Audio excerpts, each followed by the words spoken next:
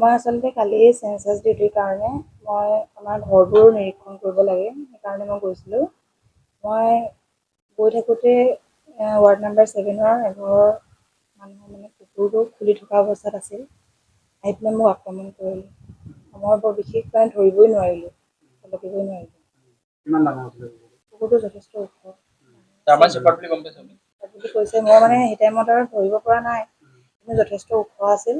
কাৰণ মোৰ প্ৰথম ইয়ালৈকে মানে জঁপিয়াই দিছে। মোৰ হাতত অকণমান লাগিছে, তাৰপিছত ভৰিটোত ধৰিছে।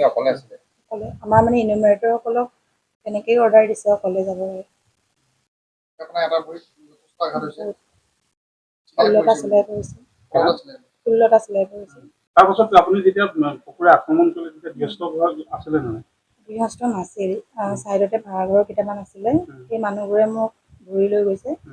তাৰপিছত মই অকণমান মানে আধা অচেতন অৱস্থাত থকাৰ দৰে আছিলোঁ আৰু মই বৰ বিশেষ মানে টাইমত ইমান গম পোৱা নাই।